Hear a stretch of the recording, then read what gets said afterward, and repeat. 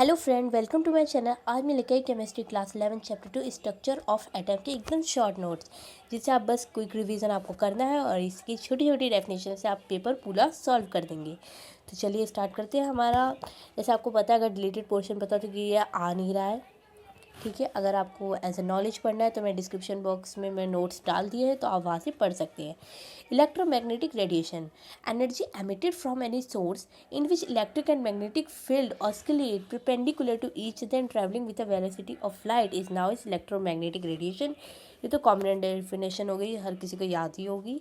Characteristic of waves, wavelength, frequency, amplitude, wave number, ये सबकी इन सब की डेफिनेशन दे रखी है, आप देख सकते हैं। फिर इसका आता है कि ये आपका इसको याद रखिएगा कि इसमें क्या हो रहा है। इसमें वैसे मैं बता देती हूँ आपको, जो हमारा लैम्डा है यानी वेव लेंथ वो इंक्रीज़ हो रही है, म्यू यानी फ्रिक्वेंसी डिक्रीज़ हो रही है, एनर्जी डिक्रीज़ हो रही है। इससे आपने एक बात तो समझ ली होगी कि हमारी जो फ्रिक्वेंसी है it is directly proportional to energy and the frequency and energy is inversely proportional to wavelength. फिर आती है फोटोन। फोटोन को लेकर मैंने देखा बहुत कन्फ्यूजन हो जाती है, तो इसकी सिंपल डेफिनेशन, अ पैकेट और particle of light energy is now as photon.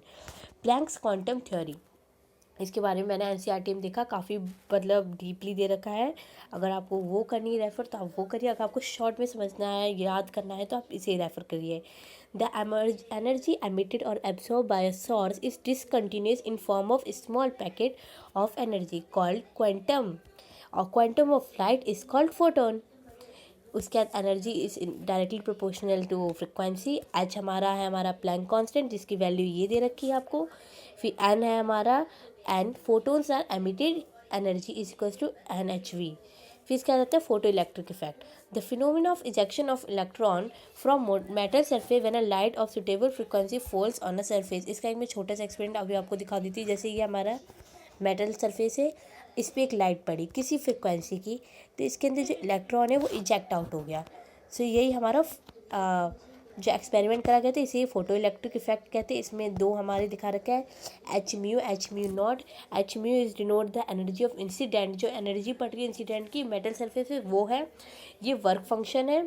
और हाफ एम बी इसको काइनेटिक एनर्जी आप 9 से पढ़ते आ रहे हैं। डी ब्रॉगली इक्वेशन, ये जरूर पूछी जाती है, it is very essential. All material particles in motion also exhibit wave like properties. So इसका रिलेशन आपको याद रखना है। इसका एक छोटा सा ये जो दे रखा है, ये वन मार्क्स में ज़रूर पूछा जाता है। For macroscopic particles mass very less, therefore wavelength of wave associated can be detective. ये तो आपको पता ही होगा, जो छोटे पार्टिकल्स होते हैं ना, उनका मास बहुत ही लेस होता है, तो हम उन्हें आसानी से उनके वेवलेंथ वेलोसिटी को कर सकते हैं, कोशिश तो कर ही सकते हैं एटलीस्ट, जैसे इलेक्ट्रॉन की थी। फिर मैक्रोस्कोपिक में ये क्यों नहीं हो पाता, क्योंकि उनका मास लार्ज होता है, तो हम उन्हें ऐसे नहीं कर सकते इतनी आसानी से, इसलिए तो इनकी थ्योरी इसलिए फेल हो गई थी। हेज़नबर्ग अनसर्टेनिटी ये डिनोट करता है, मतलब कुछ ना एरर है, मतलब कुछ तो सही है लेकिन कुछ गलत भी है। तो उसमें हमारी ये है, it is impossible to determine the exact position and the velocity of a moving subatomic particle की। वो तो बहुत आसान भाई, जब सब एटॉमिक पार्टिकल कितना स्मॉल साइज होता है उसका, तो हम उसकी वेलोसिटी पोजीशन कैसे डिसाइड कर सकते हैं। तो उसके लिए एक अनसर्टेनिटी हेज़नबर्ग का प्रिंसिपल आया। फिर आती है बोर्स थ्योरी। वैसे बोर्स थ्योरी है तो नहीं ज़्यादा, लेकिन मैं बता देती हूँ, इससे रिलेटेड ये सब है, इन्हें आप पढ़ लीजिएगा, ये बहुत ही इंपॉर्टेंट है। आपकी छोटी छोटी लाइन्स में कॉन्सेप्ट क्लियर हो जाएंगे। हाइड्रोजन स्पेक्ट्रम, क्वांटा, ये सब है।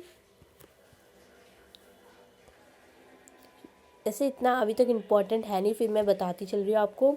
ये जरूर याद रखिए, एक एक नंबर में आ जाता है कि अगर इनिशियल N1 है और फाइनल 2 3 4 है तो कौन सी सीरीज़ है। Lyman, Balmer, Paschen, Brackett, Pfund series.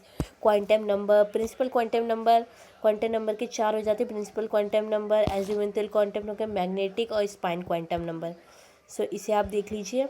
अब aufbau principle, Pauli principle, Hund rule of maximum multiplicity, ये 3 रूल अधिकतर पूछी जाती है। आपके जो 3 रूल है ये चैप्टर 2, चैप्टर 3, चैप्टर 4 में भी यूज़ होंगे। फिर इंपॉर्टेंट पॉइंट्स में अगर हम बात करें तो हमारे ये इलेक्ट्रॉनिक कॉन्फ़िगरेशन बहुत ज़रूरी है। इलेक्ट्रॉनिक कॉन्फ़िगरेशन मैंने देखा है बहुत से लोग को बहुत प्रॉब्लम आती है, तो इसलिए एक ट्रिक है। ट्रिक ये है, जैसे कि school school, public public school, Delhi public school, Delhi public school, फिर FTPS। अब बस इसमें आप अपना नंबर देख लीजिए, 1 2 जैसे जहाँ से रखना है, इससे आपको इजी हो जाएगी। तो मैं तो यही यूज़ करती हूँ। और फिर ये सब शेल का आपने कॉन्सेप्ट जैसे ऊपर देखा ही कि इसकी क्या वैल्यू होती है, कहाँ पर होता है। ये तो डिफरेंस बहुत आते हैं, एक साइड स्क्वायर को लेकर, ऑर्बिटल को लेकर। तो आप इन्हें ज़रूर ध्यान में रख के करिएगा। फिर इसका देखा है आपके लिए ट्रिक क्या है, ये माइंड मैप मैं आपको दे रही हूँ। इससे आप आपके जितने कॉन्सेप्ट में आपको ज़्यादा कन्फ्यूज़न हो रही है ना कि कौन कैसे रिलेटेड करता है, तो आपकी पूरी क्लियर हो जाएगी। और आप चिंता मत करिए, ये PDF मैं आपको डिस्क्रिप्शन बॉक्स में डाल दिया, आप वहाँ से डाउनलोड कर लीजिएगा, ले लीजिएगा। तो मेरे चैनल को लाइक करिएगा, सब्सक्राइब करिएगा और कमेंट में कीप इट अप लिखना ना भूलें। Thank you.